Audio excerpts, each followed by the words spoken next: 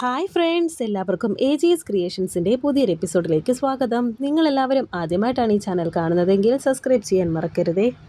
രാജീവ് ഇപ്പോൾ സച്ചിയെ അറസ്റ്റ് ചെയ്ത് കൊണ്ടുപോകാൻ തുടങ്ങുകയാണ്.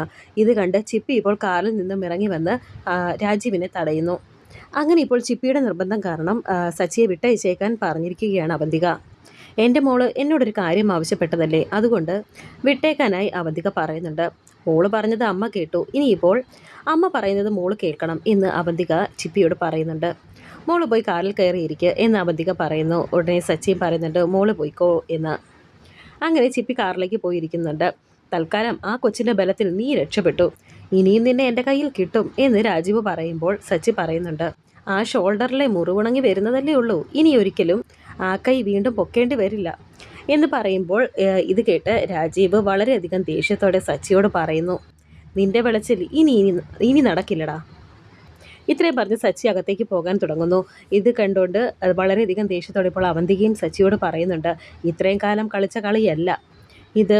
എൻ്റെ മോളെ വെച്ച് എനിക്ക് നേരെ വിലപേശാൻ തുടങ്ങിയാലുണ്ടല്ലോ, നിന്നെയും നിന്റെ കുടുംബത്തെയും ആ പഴങ്ങഞ്ഞിക്കടയും ഞാൻ വെച്ചേക്കില്ല എന്ന് അവന്തിക പറയുന്നത് കേട്ട് എല്ലാവരും ഇപ്പോൾ അവന്തികയെ ദേഷ്യത്തോടെ നോക്കുന്നുണ്ട്. ഇതിനെ നീ അനുഭവിക്കാൻ പോകുന്നതേ ഉള്ളൂ എന്ന് അവന്തിക പറഞ്ഞിട്ട് അനഘയുടെ അടുത്തേക്ക് വരുന്നു. എന്നിട്ട് അനഘയോട് പറയുന്നുണ്ട്, എനിക്കൊരു അനിയത്തി ഉണ്ടല്ലോ, അവളും പഠിച്ചോളും. എൻ്റെ മനസ്സിൽ അവൾക്ക് ഞാൻ ബലിയിട്ട് കഴിഞ്ഞു. കുഞ്ഞമ്മയുടെ വേഷം കെട്ടി ഇനി എൻ്റെ മുന്നിലേക്ക് വന്നാലുണ്ടല്ലോ, നിന്നെ ഞാൻ തീർത്ത് കളയും എന്ന് പറയുന്നു. അങ്ങനെ ഇപ്പോൾ അവന്തിക അവിടെ നിന്നും പോകുന്നു. രാജീവും പോകുന്നുണ്ട്. ശേഷം ഇപ്പോൾ രാജീവും അവന്തികയും ഒരു റോഡ് സൈഡിൽ നിന്ന് സംസാരിക്കുന്നുണ്ട്. അവന്തിക പറയുന്നുണ്ട്, ചിപ്പിയുടെ കാര്യം അവൾ എന്നെ തോൽപ്പിച്ച് കളഞ്ഞു എന്ന് അവന്തിക പറയുമ്പോൾ സച്ചിയും ചിപ്പിമോളും കൂടി എങ്ങനെ ഇത്രയ്ക്ക് അറ്റാച്ച്മെൻ്റ് ആയത് എന്ന് രാജീവ് ചോദിക്കുന്നു. ഉടനെ അവന്തിക പറയുന്നുണ്ട്, ഇതെനിക്ക് സഹിക്കാവുന്നതിൻ്റെ പരമാവധിയാണ്. എൻ്റെ മോളെ അവൻ എനിക്കെതിരെ തിരിച്ചു കളഞ്ഞു. ഇനി ഒരിക്കലും എൻ്റെ മോളുടെ മനസ്സിൽ എനിക്ക് ആ ഒരു പഴയ സ്ഥാനം കിട്ടില്ല.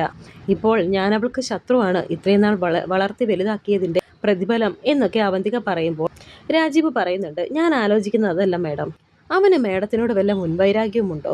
ഇല്ലെങ്കിൽ കുട്ടിയെ മുൻനിർത്തി അവൻ ഇങ്ങനെയൊരു കളിക്ക് ധൈര്യപ്പെടില്ലല്ലോ. ഇനിയിപ്പോൾ ഒരൊറ്റ വഴിയേ ഉള്ളൂ, മാഡം ഒരു നയത്തിൽ കുട്ടിയെ കാര്യം പറഞ്ഞ് മനസ്സിലാക്കണം. ഇന്നത്തെ കാലത്ത് കുട്ടികളെ ഒരു വടിയെടുത്ത് അടിക്കാൻ പോലും കഴിയില്ല. കേസിൽ പ്രതിയാവാനും ഇപ്പോൾ കുട്ടികളെ തല്ലുന്നതൊക്കെ വലിയ കേസാണ് എന്നൊക്കെ രാജീവ് പറയുമ്പോൾ അവന്തിക പറയുന്നുണ്ട്, എനിക്ക് കേസിൽ പ്രതിയാവാനും ജയിലിൽ കിടക്കാനും ഒരു മടിയുമില്ല, അതിലെനിക്ക് ഒരു പേടിയുമില്ല. പക്ഷേ എൻ്റെ മോള്, അവളാണ് എനിക്ക് ഈ ലോകത്ത് ഏറ്റവും വലുത്. അവളെ അവൻ തട്ടിയെടുക്കാനാണ് ശ്രമിച്ചത്.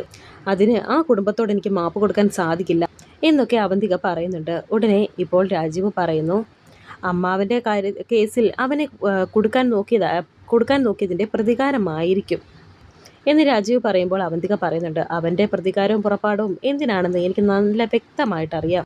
പക്ഷേ അത് നടക്കാൻ പോകുന്നില്ല. അത് മനസ്സിലാക്കിയത് കൊണ്ടാണ് അവനിപ്പോൾ മോളെ മുൻനിർത്തി കളിക്കുന്നത് എന്നൊക്കെ അവന്തിക പറയുമ്പോൾ രാജീവ് പറയുന്നു, ഞാൻ ഒരു സംശയം ചോദിച്ചോട്ടെ? എൻ്റെ മനസ്സിലെ ഒരു സംശയം ക്ലാരിഫൈ ചെയ്യാനാണ്.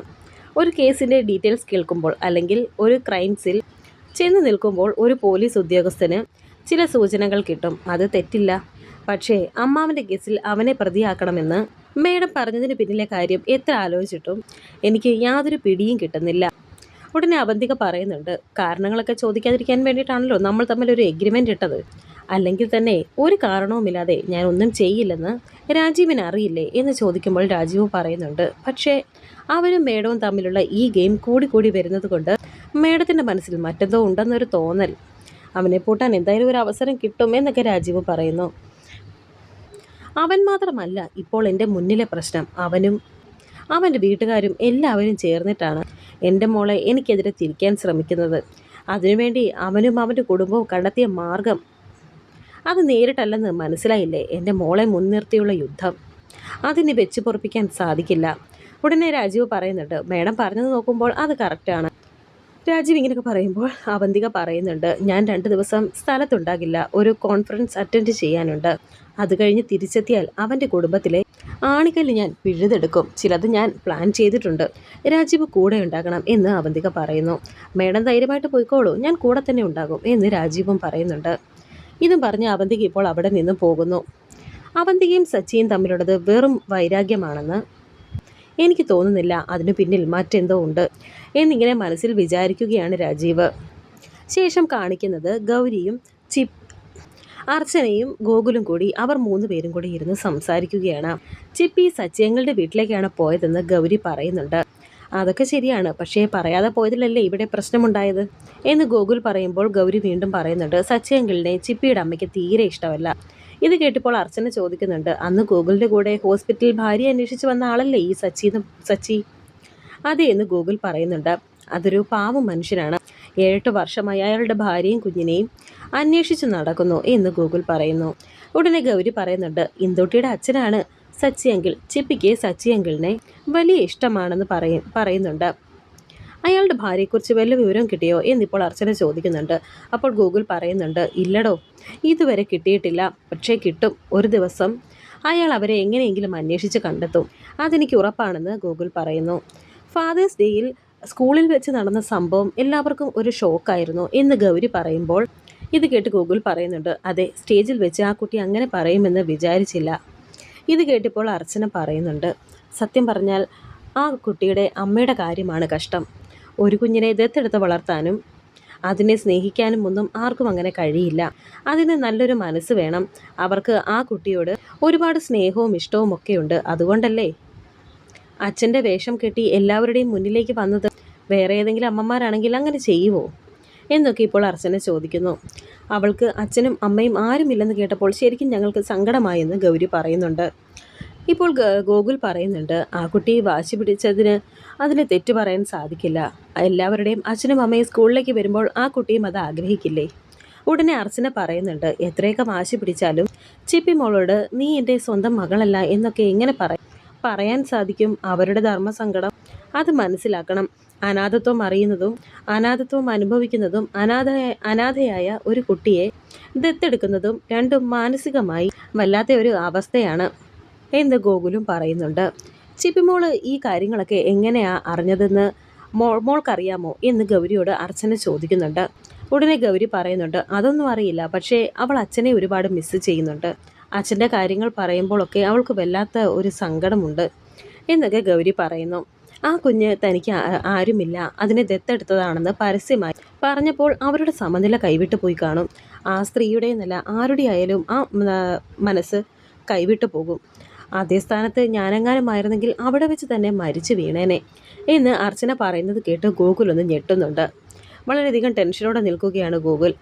എൻ്റെ മോള് നാളെ ഞാൻ നിൻ്റെ അമ്മയല്ലെന്ന് പറഞ്ഞാൽ ഞാൻ എങ്ങനെ സഹിക്കും?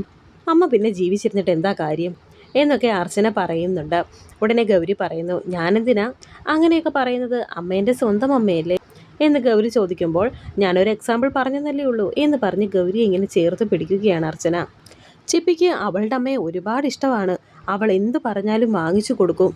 അമ്മയുടെ അടുത്ത് നിന്ന് ഒരു ദിവസം പോലും ചിപ്പി മാറി നിൽക്കുന്നത് അവളുടെ അമ്മയ്ക്ക് ഇഷ്ടമല്ല എന്നൊക്കെ ഗൗരി ഇങ്ങനെ പറയുന്നുണ്ട്.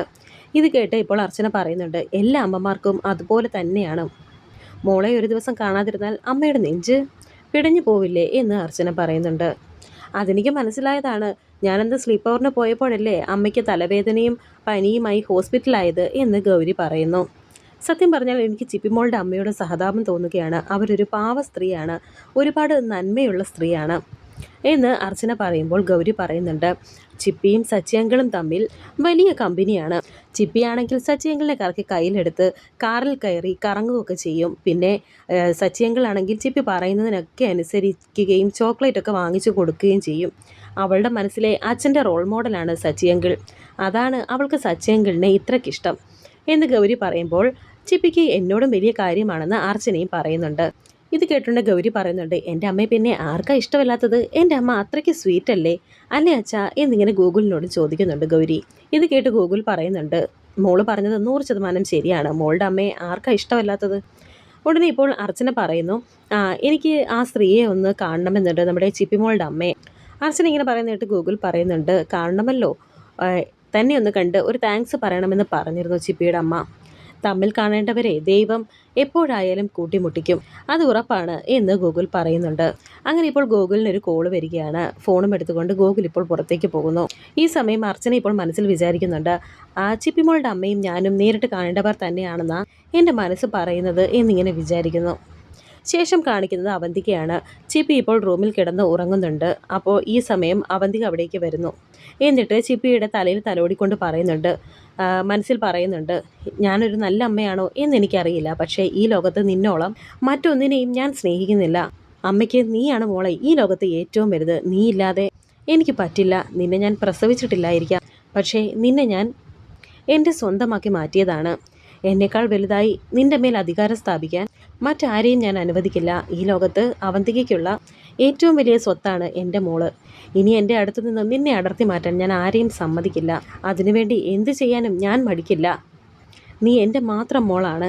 നിന്റെ സ്നേഹം ഈ അമ്മ മറ്റാർക്കും വിട്ടുകൊടുക്കില്ല. അമ്മ പോയിട്ട് വരാം എന്നൊക്കെ ഇങ്ങനെ മനസ്സിൽ വിചാരിച്ച് എന്നിട്ട് അവന്തിക ഇപ്പോൾ ചിപ്പിയുടെ നെറ്റിയിൽ ഒരു ഉമ്മയൊക്കെ കൊടുക്കുന്നു. അങ്ങനെ ഇപ്പോൾ റൂമിൽ നിന്നും പുറത്തേക്ക് ഇറങ്ങിയിരിക്കുകയാണ് അവന്തിക. അവന്തിക ഇപ്പോൾ ഒരു ബിസിനസ് ആവശ്യത്തിന് വേണ്ടി പോവുകയാണ്. ജെനി എല്ലാ സാധനങ്ങളും വണ്ടിയിലെടുത്ത് വെക്കുന്നുണ്ട്. ഈ സമയം ഇപ്പോൾ അവന്തിക മൂർത്തിയെ വിളിക്കുന്നു. എന്നിട്ട് മൂർത്തിയോട് പറയുന്നുണ്ട്, പറഞ്ഞതെല്ലാം ഓർമ്മയുണ്ടല്ലോ എന്ന് ചോദിക്കുമ്പോൾ മൂർത്തി പറയുന്നുണ്ട്, മേഡം തിരിച്ചു വരുമ്പോൾ കാണാനും കേൾക്കാനും ആഗ്രഹിക്കുന്ന ഒരു വാർത്ത ഇവിടെ സംഭവിച്ചിരിക്കും എന്ന് മൂർത്തി പറയുന്നത് കേട്ട് വളരെയധികം സന്തോഷത്തോടെ നിൽക്കുകയാണ് അവന്തിക. വരാനിരിക്കുന്ന പുതിയ എപ്പിസോഡുകളുമായി വീണ്ടും കാണാം. Thank you for watching.